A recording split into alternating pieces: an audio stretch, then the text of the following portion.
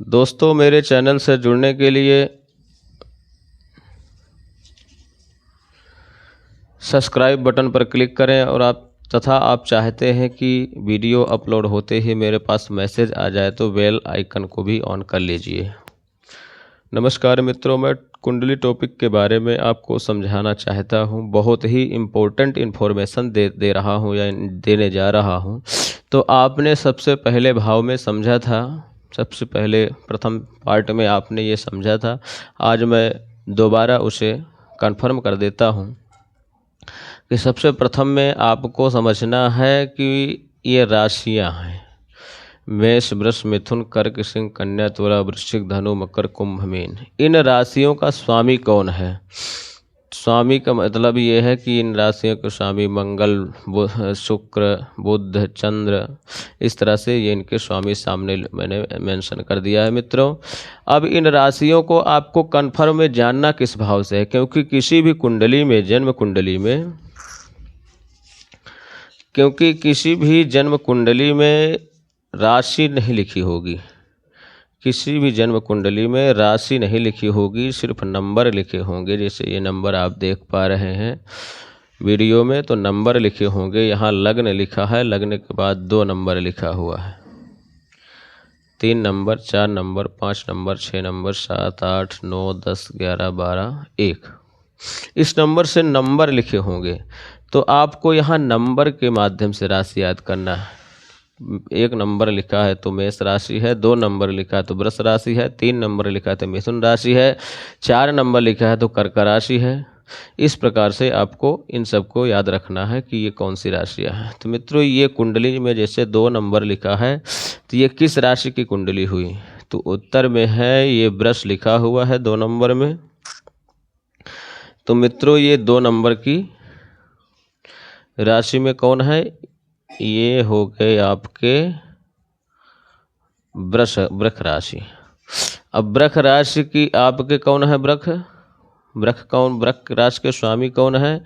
तो मित्रों, आपको ये भी याद रखना कि वृष राशि के स्वामी शुक्र हैं। अब आपके लग्नेश कौन हुए? लग्न के स्वामी कौन हुए? शुक्र हुए। मतलब इसके अकॉर्डिंग आपको यह समझना चाहिए कि मेरे कुंडली के मेन मालिक जो है वो कौन है? शुक्र हैं। और इसके बाद यहाँ 3 नंबर लिखा हुआ है, तो 3 नंबर का मतलब क्या होता है? ये बुध देव है, मिथुन राशि है।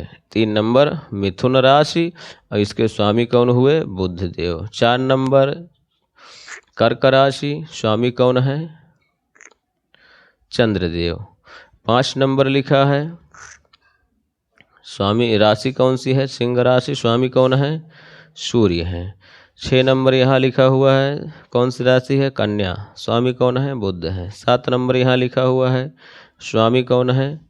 राशि कौन सी है? तुला राशि, स्वामी कौन है? शुक्र है। 8 नंबर यहाँ लिखा हुआ है, राशि कौन सी है? राशि है आपकी वृश्चिक, स्वामी कौन है? मंगल। 9 नंबर लिखा हुआ है, राशि कौन सी है? धनु। आपको नंबर के अकॉर्डिंग ही राशि याद करना है। धनु राशि है, स्वामी कौन है? बृहस्पति। 10 नंबर लिखा हुआ है, राशि कौन सी है? मकर राशि। 10 नंबर मकर राशि है ये। अब मकर राशि का स्वामी कौन है? शनि, इसमें लिखा है। अब इसके बाद 11 नंबर हो गया, राशि कौन सी है? कुंभ राशि, स्वामी कौन है? शनि। 12 नंबर मीन राशि, स्वामी कौन है? बृहस्पति। 1 नंबर लिखा हुआ है, राशि कौन सी है? मेष, स्वामी मंगल। इसके अकॉर्डिंग ही आपको याद करना है। विशेष करके जिसे नंबर तो हो गए, लेकिन आपको फिर से मैं समझाना चाहता हूँ कि ये घर जो है, house number 1, house number 2, house number 3, house number 4, house number 5, house number 6, house number 7, house number 8, house number 9 और house number 10, house number 11, house number 12। तो मित्रों, राशि कोई भी बैठी हो, यहाँ पर जो गिनती लिखी हुई है, कोई भी राशि या बैठी हो, जैसे 2 नंबर की जगह या 3 नंबर भी हो सकता है। किसी की जन्म कुंडली में अनेक प्रकार, हर प्रकार की जन्म कुंडली होती है। 1 से लेकर के 12 तक की संख्या, मतलब मतलब मेष राशि से लेकर के मीन राशि तक यहाँ लिखी हो सकती है। तो इसका माध्यम यह है कि इसकी जो गणना चलेगी इसी प्रकार से चलेगी। 1 2 3 4 5 6 7 8 9 10 11 12। तो हाउस कभी नहीं चेंज होते। मैंने आपको फिर दोबारा मैं आपको समझाने का प्रयास करूंगा कि आप ये बात दिमाग में चढ़ा लीजिए कि हाउस कभी चेंज नहीं, हाउस नंबर ये एक ही रहेगा। और एक ही हाउस नंबर से आपको समझना क्या है, देखना क्या है, इसमें आदमी कहते हैं ज्योतिषी के पास विचार क्या करना पड़ता है।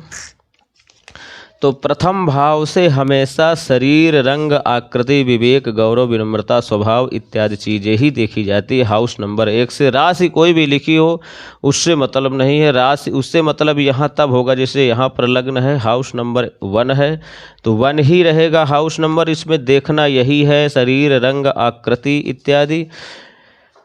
लेकिन यहाँ पर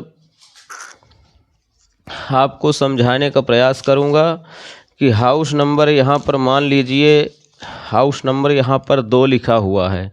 अब 2 में आपको शरीर, रंग, रूप, रंग, आकृति, स्वभाव ये सब देखना है। तो ये किसके अकॉर्डिंग देखना है? ये शुक्र के अकॉर्डिंग देखना है, क्योंकि यहाँ वृष राशि के है, स्वामी शुक्र है। तो स्वामी जब शुक्र है तो आपका रूप, रंग, आकार, चरित्र इत्यादि जो भी है इस भाव से जो देखा जाता है, आप इस चीज़ को नोट कर लीजिएगा, अपने डायरी पेन पर लिख लीजिएगा। कुछ दिन तक या वीडियो को बार बार देखिएगा तो आपको ये समझ में आ जाएगा कि प्रथम भाव से क्या देखना चाहिए। जैसे प्रथम भाव से शरीर, रंग, आकृति, रूप, ज्ञान, बल, मस्तिष्क, विवेक, शील, गौरव, विनम्रता इत्यादि चीज़ इसमें से देखा जाता है। तो ये मान लिया यहाँ पर 2 नंबर लिखा है तो ये किसके अकॉर्डिंग देखा जाएगा? हाउस नंबर 1 ही है, हाउस नंबर 1 है। लेकिन इसमें जो देखा जाता है, जो इससे जाना जाता है, जो समझा जाता है वही इसमें समझा जाएगा। तो यहाँ पर वृष राशि लिखी है तो आपका शरीर वृष राशि की तरह होगा। मतलब वृष राशि का स्वामी कौन है? शुक्र है। और शुक्र की तरह ही आपका शरीर होगा। ठीक है। रंग भी, आकृति, रूप, ज्ञान, बल, मस्तिष्क, विवेक ये सब शुक्र के अकॉर्डिंग ही यहाँ पर होगा। मान लीजिए एग्जाम्पल के लिए मैंने यहाँ इसको कट कर दिया, मैंने यहाँ 4 नंबर लिख दिया, 4 नंबर राशि यहाँ लिख दी। आपको एग्जाम्पल के लिए समझा रहा हूँ। एग्जाम्पल है ये, मान लीजिए यहाँ 4 नंबर लिख दिया। और 4 नंबर का स्वामी कौन है? तो मित्रों यहाँ पर कौन की राशि है? 4 नंबर ये कर्क राशि है। स्वामी कौन है? चंद्र है। तो आपका शरीर, रंग, रूप, आकृति, मस्तिष्क, विवेक, शील, गौरव वो किसके तरह, किससे देखा जाएगा? चंद्र की तरह ही होगा, चंद्र की तरह ही होने वाला है। इस तरह आपको ये कुंडली का विवेचन करना है, फलित देखना है। यहाँ 4 नंबर हुआ तो यहाँ 5 नंबर हुआ। अब 5 नंबर इसको कट कर देते हैं। 5 नंबर हुआ तो 5 नंबर की राशि कौन सी है? सिंह है। इसके स्वामी कौन है? सूर्य। तो सूर्य की तरह यहाँ इस भाव से क्या देखा जाता है मित्रों? धन, धान्य, संपत्ति, कुटुंब, मृत्यु, वाणी, सत्य, असत्य, दान, जिह्वा, दाया, नेत्र, पड़ोसी और संचित संपत्ति। तो आपकी संचित संपत्ति इससे देखी जाती है। संचित संपत्ति कैसी होगी, कितनी होगी? तो सूर्य के अकॉर्डिंग देखी जाएगी। देखा वही जाएगा जो जिस हाउस से देखा जाना चाहिए, देखा वही जाएगा जो जिस हाउस से देखना चाहिए। परंतु उस डिफरेंस ये होगा, बदलाव ये होगा कि जैसे सूर्य की तरह देखा जाएगा, कि चंद्र की तरह देखा जाएगा, कि शुक्र की तरह देखा जाएगा, कि बुध की तरह देखा जाएगा, बृहस्पति की तरह देखा जाएगा। तो ये देखने का स्वामी ये होते हैं। अब आपके धन कैसे होगा? सूर्य के प्रकाश, अपार संपत्ति, अपार प्रभुता। तो ये यहाँ पर सूर्य है, वो अपार प्रभुता वाला होगा।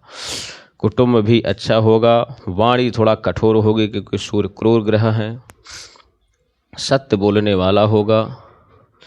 दायां नेत्र भी उसका प्रबल होगा क्योंकि सूर्य है यहाँ। पड़ोसी भी उसके प्रबल होंगे, अच्छे होंगे क्योंकि वहाँ सूर्य है। इस तरह से अब यहाँ मान लीजिए 5 नंबर लिखा है तो ये 4 नंबर को हटा करके मैंने यहाँ पर लिख दिया 6 नंबर, 6 नंबर लिख दिया।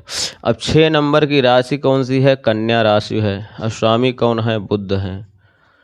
यहाँ बुध है तो बुध देव यहाँ बैठे हुए हैं, लेकिन इनके अलावा ये घर किस चीज़ का है? पराक्रम का है, धैर्य का है। इसमें छोटे भाई बहन का है, इत्यादि चीज़ों का ये भाव होता है। बहुत मेहनत वाला घर है, मेहनत करने वाला। तो आपको बहुत ही बुध के अकॉर्डिंग आपको देखा जाएगा कि आप बहुत ज़्यादा बोलेंगे, लेक्चर देंगे, या किसी भी सामाजिक कार्य में, राजनीतिक कार्य में आप बहुत ज़्यादा मेहनत करेंगे, तब आपको बुध के अकॉर्डिंग यहाँ पर फल मिलेगा मित्रों। इस तरह से आपको ये कुंडली को देखना है। विशेष करके मैंने आपको ये भी बताया था, डिग्री अंश बता दिया था। सबसे प्रथम में ये आपको किस भाव से क्या देखना चाहिए, और कोई ग्रह कहीं बैठा है, किस भाव में बैठा है, तो वो भी आपको सारा मैंने आपको अभी बताया। आपको ये भी बात समझना चाहिए, उच्च राशि नीच राशि, तो मंगल मकर में उच्च के होते हैं, कर्क में नीच के होते हैं, शुक्र मीन में उच्च के होंगे, कन्या में नीच के होंगे, बुध कन्या में उच्च के होंगे, मीन में नीच के होंगे। तो कहने का अर्थ ये है कि मान लीजिए यहाँ पर वृश्चिक राशि लिखी हुई है। अब वृश्चिक राशि कहाँ पर यहाँ है? वृश्चिक में, तो वृश्चिक राशि ये है। एक बात एग्जाम्पल के लिए समझ लीजिए, जैसे चंद्र वृष राशि में उच्च के हैं, वृश्चिक में नीच के हैं, तो यदि यहाँ चंद्र बैठेंगे इस राशि में, यहाँ तो मंगल मैंने एंटर किया है, तो मंगल को हटा करके मान लीजिए यदि चंद्र बैठेंगे, मंगल यहाँ पर किस में है? अपने स्वराशि में है, अपने स्वराशि में है, अपनी राशि में। स्वराशि मतलब अपनी राशि में मंगल है। तो स्वराशि में मंगल कैसा होता है? उच्च का मंगल होता है, अच्छा मंगल होता है, जीवन में कल्याणकारी। इसमें शरीर, रंग, आकृति, रूप, बल, मस्तिष्क मंगल की तरह होगा, उच्च होगा, श्रेष्ठ होगा, विवेक भी श्रेष्ठ होगा, गौरव भी अच्छी होगी, विनम्रता भी अच्छी होगी। इसके अकॉर्डिंग मंगल यहाँ अच्छे हैं। यदि मंगल की जगह यहाँ चंद्र बैठ जाएं तो ये हो गए नीच के, क्योंकि वृश्चिक राशि में नीच को चंद्र यहाँ लग्न पर हैं, केंद्र पर हैं, लेकिन नीच के चंद्र हैं। अब इनकी नीचता भंग कैसे होगी, मैं आपको ये समझाने वाला हूँ। अगले पार्ट में ये ध्यान देगा कि नीचता भंग कैसे होगी।